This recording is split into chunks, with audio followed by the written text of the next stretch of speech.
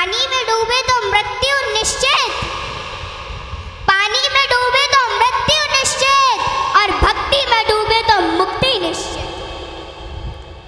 दुनिया रचने वाले को भगवान कहते हैं और संकट हरने वाले को हनुमान कहते हैं।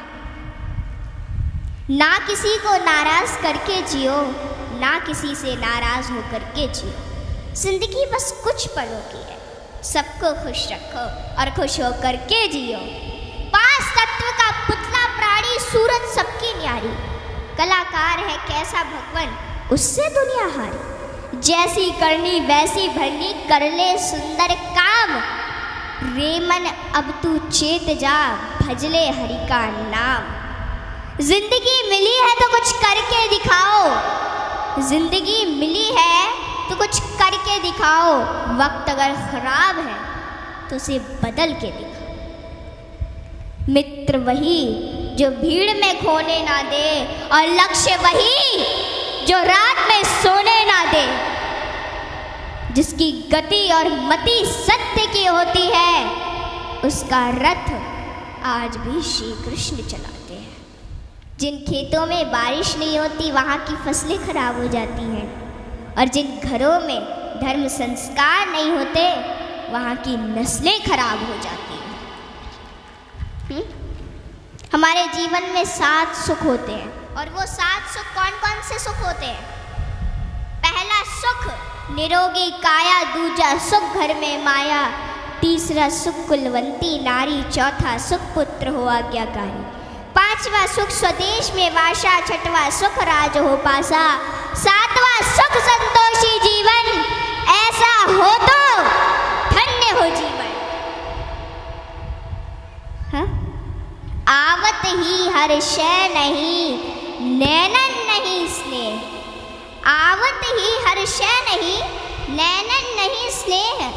तुलसी तहा न जाइए कंचन बरसे में।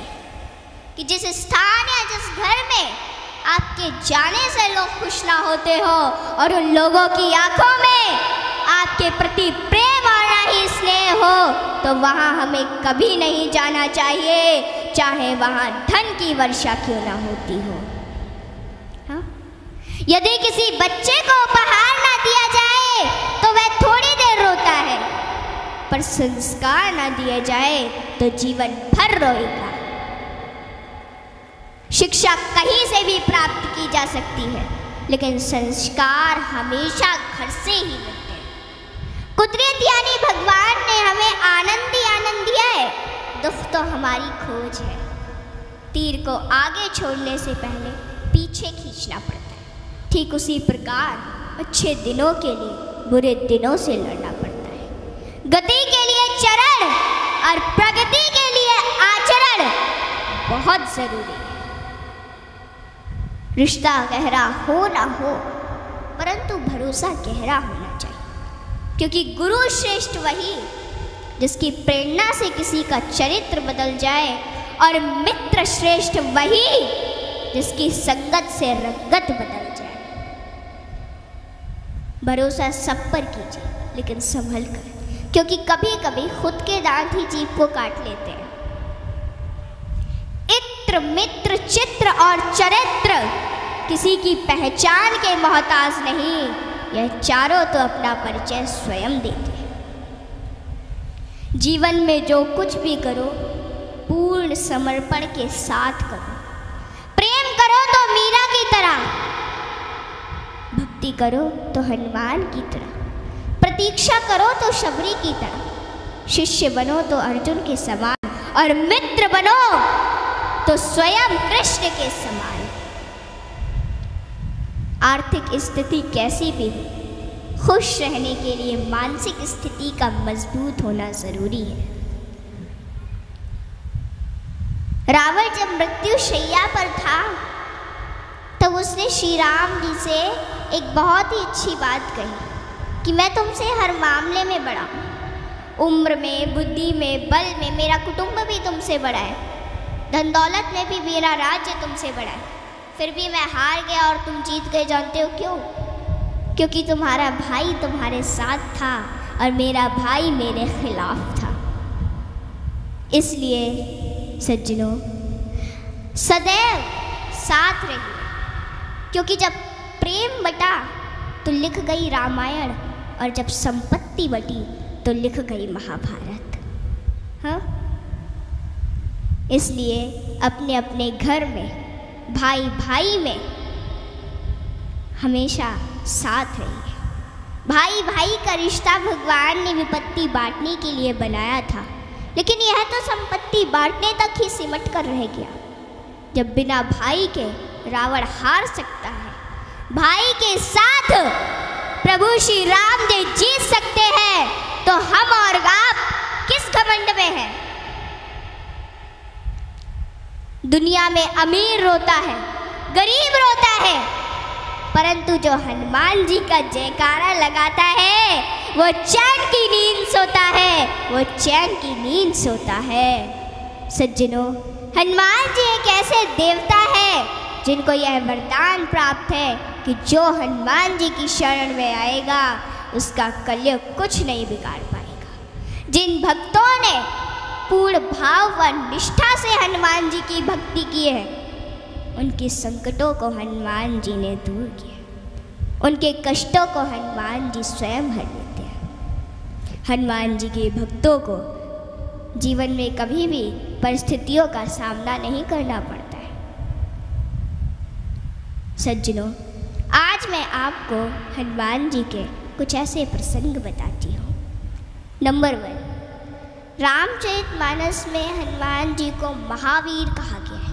वीर शब्द तो बहुतों के लिए प्रयोग में लाया गया, जैसे भीष्म, भीम, मेघनाद, रावण इत्यादि, परंतु महावीर शब्द मात्र हनुमान जी के लिए प्रयोग में लाया गया है। सज्जनों, रामचरितमानस के अनुसार वीर वो है जो 5 लक्षण से परिपूर्ण, विद्यावीर, धर्मवीर, दानवीर, कर्मवीर और बलवीर। परंतु महावीर वो है जिसने 5 लक्षण के वीर को अपने वश में कर रखा, और राम जी में ये 5 लक्षण थे और हनुमान जी ने अपने वश में कर रखा था। कहते हैं ना कि भगत के वश में है भगवान, और हनुमान जी तो श्री राम जी की परम भक्त है। और रामचरितमानस की यह चौपाई इसे सिद्ध करती है कि सुमिर पवन सुत पावन नामू, अपने बस करी राखे राम। रामचरितमानस में हनुमान जी को महावीर बजरंगी भी कहा गया है। इंद्र के ऐरावत हाथी में 10,000 हाथियों का बल होता है। ऐरावत में कितने 10,000 हाथियों का बल होता है ऐरावत में।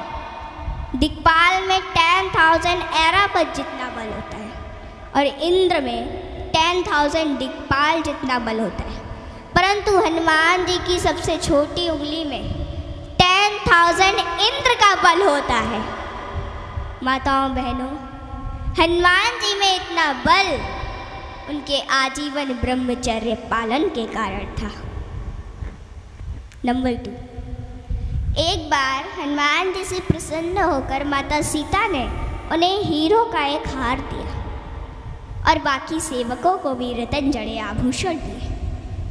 हनुमान जी ने उस हार को ले लिया माता से, और फिर उस हार के प्रत्येक हीरे को निकाल कर और घुमा घुमा कर देखने लगे,